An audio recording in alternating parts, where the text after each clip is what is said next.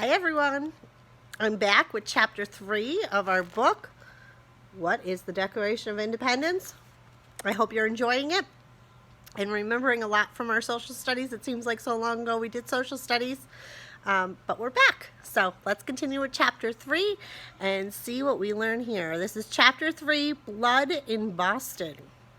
Boston, Massachusetts in early 1770 was a tense city, very tense.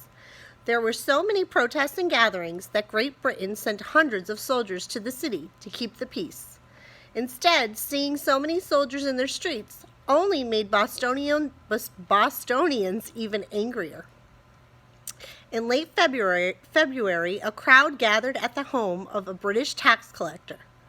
Rather than trying to calm down the colonists, an officer came out and fired his gun at the crowd. An 11-year-old boy named Christopher Sater was killed. All of Boston was shocked.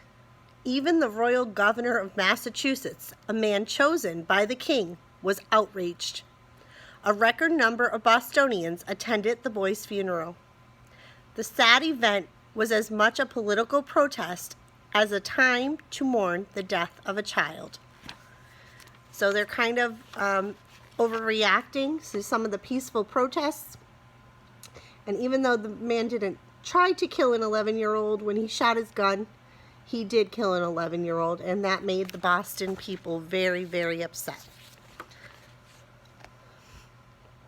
Only a week after Christopher Sater's funeral, a Boston merchant insulted a British soldier. The soldier struck the man with his rifle. In a flash, 200 Bostonians were at the scene. Then a few more British soldiers arrived. Suddenly, the crowd began to throw sticks, stones, and snowballs at them. When one of the soldiers was hit, the others pointed their guns and began firing.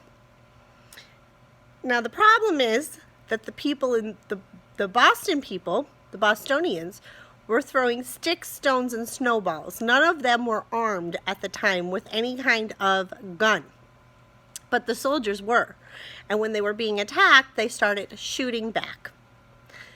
3 colonists died on the spot. One was Crispus Attucks, a sailor of African and Native American descent. Of the 8 wounded, 2 died within days. That brought the total number of colonists killed to 5.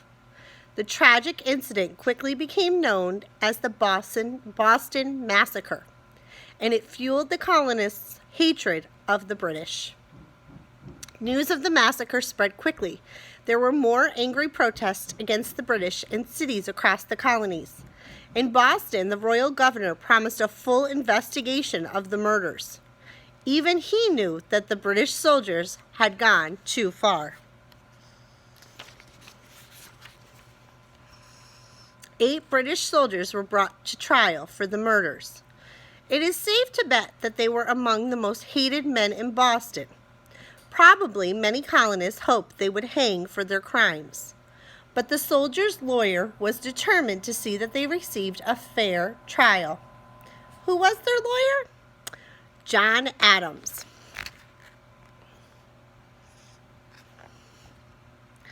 This may seem surprising since John Adams was very much against British rule.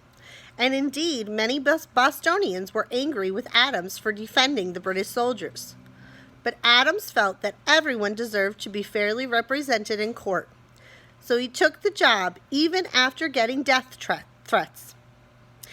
In the end, the jury decided that 6 of the 8 soldiers were not guilty. Only 2 soldiers were convicted of murder and executed. The trial made Adams an unpopular man in Boston. He lost a lot of clients, and his family suffered. But right up until the day he died, Adams believed he had done the right thing.